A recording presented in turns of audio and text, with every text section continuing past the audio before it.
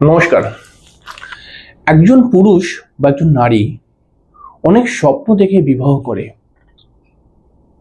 একজন পুরুষ বা নারী বিবাহ করার পর একে অপরকে প্রতিশ্রুতি দেয় যে আমরা দুজনে সর্বদাই দুজনের সুখে দুঃখের মধ্যে থাকবো, একে অপরের হাত কোনো মতেই ছাড়বো না। কিন্তু কিছু ক্ষেত্রে দেখা যায় নানান অশান্তি, ঝগড়া, ঝামেলা এবং কিছু প্রবলেম এমন তৈরি হয় যেটা কিন্তু এরা মাঝপথে দুজন দুজনের হাত ছাড়তে বাধ্য হয়ে পড়ে এবং এই বিষয়টা আইনি পদ্ধতির মাধ্যমে করার চেষ্টা করে। আর আমরাই সেটাকে বলি ডিভোর্স। অর্থাৎ এই ডিভোর্স হবে কিনা একজন ছেলে বা মেয়ের, একজন ছেলে বা মেয়ে বিয়ে করলে সেই বিবাহিত জীবন বা বিবাহের ক্ষেত্রে সেই বিবাহটা ডিভোর্স হয়ে গিয়ে ছাড়াছাড়ি হয়ে যাবে কিনা, এটা আমরা কি করে বুঝবো? হ্যাঁ, সনাতনী বৈদিক জ্যোতিষ কিন্তু এই বিষয়ে বেশ কিছুটাই আমাদেরকে ওয়াকিবহাল করেছে, কয়েকটি পয়েন্ট আমাদেরকে দিয়েছে।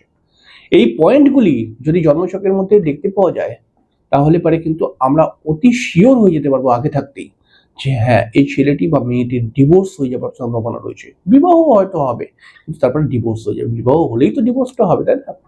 তাহলে কি কি পয়েন্ট, এই বিষয় নিয়ে আজকে আমাদের আলোচনা, খুব গুরুত্বপূর্ণ আলোচনা। দেখুন, বহু ছেলে মেয়ে যারা জ্যোতিষ পড়াশোনা করছে তারা হয়তো বিভিন্ন ভিডিও থেকে বিভিন্ন কিছু শিখতে চায়।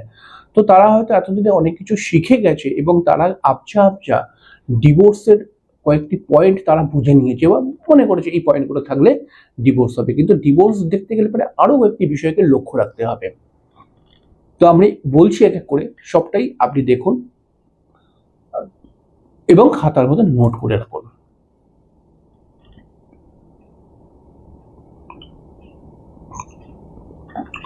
জন্মছকের সপ্তম ঘর আমরা জানি বিবাহের ঘর।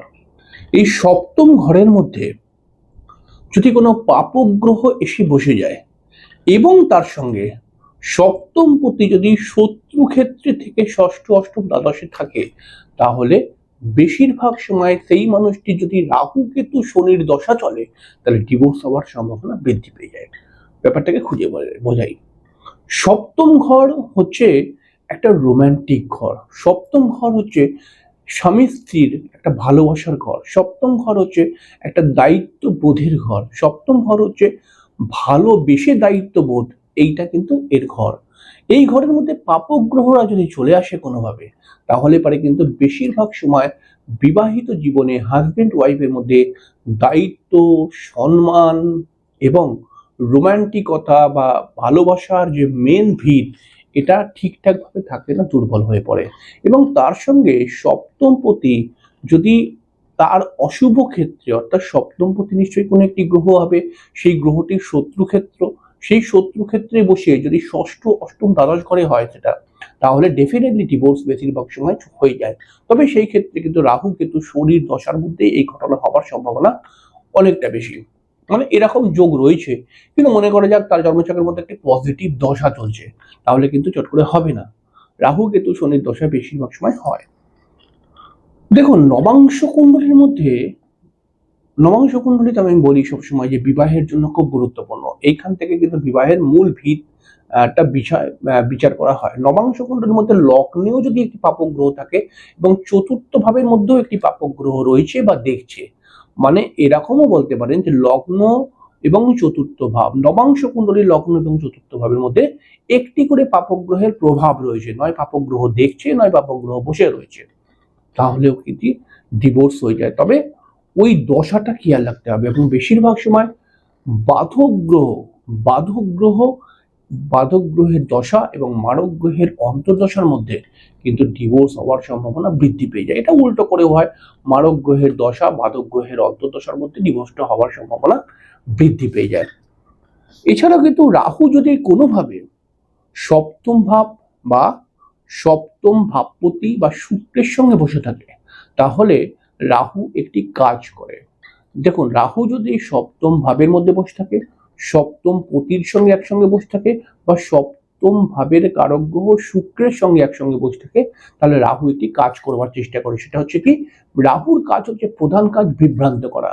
অর্থাৎ সে তার হাজবেন্ড বা ওয়াইফের নামে কিছু উল্টোপাল্টা ভাবতে শুরু করবে, বা তাকে কেউ উল্টোপাল্টা কথা বলবে, মানে তাকে একটা এমন যেটা নয় সেটা বলবে এবং সে সেটাকে বিশ্বাস করে নেবে এবং সেটাকে নিয়ে কিন্তু সংসারে অশান্তি তৈরি করবে। এর ফলেও ডিভোর্স হয়ে যায় অনেক সময়। তাহলে এটাই কি মূল কারণ ডিভোর্স হবার? না, এর সঙ্গে সঙ্গে কিন্তু নবাংশ কুণ্ডলীর 4th হাউসকে ড্যামেজ হতে হবে। নবাংশ কুণ্ডলীর 4th হাউস যদি ড্যামেজ হয়ে যায় তাহলে এটা বেশিরভাগ সময় কিন্তু ডিভোর্সের দিকে এগোয় ঘটনাটি। অর্থাৎ মনে করা যাক রাহু আপনার সপ্তম ঘরের মধ্যে বসে রয়েছে, রাহু সপ্তম পতির সঙ্গে বসে রয়েছে, বা রাহু শুক্রের সঙ্গে বসে রয়েছে, এবং তার সঙ্গে সঙ্গে নবাংশ কুণ্ডলীর 4th হাউসে কোনো অশুভ গ্রহের দ্বারা 4th হাউসটি রয়েছে, কোনো শুভ গ্রহের দৃষ্টি নেই, সেই ক্ষেত্রে কিন্তু ডিভোর্সের সম্ভাবনা অনেকাংশে বেড়ে যাবে। এছাড়া মঙ্গল, আমি তো বলেছি মঙ্গল গ্রহটি খুব গুরুত্বপূর্ণ। এই মঙ্গল গ্রহটি যদি জন্মছকের মধ্যে রাহু, মেয়েদের জন্মছকে বিশেষ করে মঙ্গল গ্রহটি যদি কোনো পাপ গ্রহের সঙ্গে বসে থাকে, অর্থাৎ মঙ্গল মনে করা যাক রাহুর সঙ্গে বসে রয়েছে, বা কেতুর সঙ্গে বসে রয়েছে, বা শনির সঙ্গে বসে রয়েছে, বা মঙ্গল হয়তো রবির সঙ্গেই বসে রয়েছে, আর ওই জন্মছকের মধ্যে বৃহস্পতি কমজোর, তাহলে পরে কিন্তু বেশিরভাগ সময় ডিভোর্স হতে দেখা যায়, বা বিবাহের পরে তুমুল অশান্তি বাঁধতে দেখা যায়। দেখুন, এই কয়েকটি পয়েন্ট তো প্রচন্ড গুরুত্বপূর্ণ পয়েন্ট। এরপরে আরো কিছু পয়েন্ট রয়েছে, যেটা হচ্ছে ধরুন আপনি যেই মানুষটার সঙ্গে বিবাহ করছেন সেই মানুষটার তুলা রাশির ঘরের মধ্যে কোনো একাধিক পাপগ্রহ রয়েছে এবং শুভ গ্রহ নেই, তাহলেও ডিভোর্স হয় কিন্তু অনেক সময় দেখা গেছে।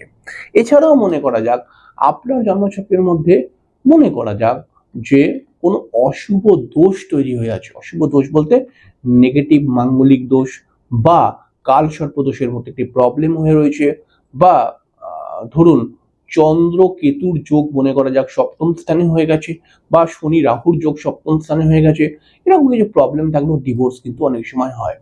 কিন্তু আলটিমেটলি ডিভোর্সটা হবে কিনা এটা আমরা ভালো করে বুঝবো যে জন্মছকের মধ্যে আমি যে পয়েন্টগুলো বললাম সেই পয়েন্টের একের অধিক পয়েন্ট মিলে যাবে, এবং সেই মানুষটির শনি রাহু বা কেতুর মতো গ্রহদের দশা অন্তর্দশা চলবে, বা সেই মানুষটির অর্থাৎ যার জন্মছক দেখা হচ্ছে তার জন্মছকের মধ্যে যদি কোনোভাবে মারক গ্রহের দশা চলে, এবং এই যে পয়েন্টগুলো বললাম এই পয়েন্টগুলোর মধ্যে বেশ কয়েকটি পয়েন্ট যদি মিলে যায় তাহলে কিন্তু বেশিরভাগ সময় ডিভোর্স হয়ে যাওয়ার সম্ভাবনা বৃদ্ধি পায়। এবারে অনেকে প্রশ্ন করে যে ডিভোর্স তো আমি করব, কিন্তু ডিভোর্সটা কবে হবে, এরকম একটা প্রশ্ন করে না অনেক সময় মানুষ। দেখুন, অনেকে বলে যে ডিভোর্সের ফাইল তো আমি জমা করে দিয়েছি, অ্যাপিল করে দিয়েছি, কিন্তু ডিভোর্সটা কবে হবে, কোর্ট খালি ডেটের পর ডেটে দিয়ে যাচ্ছে।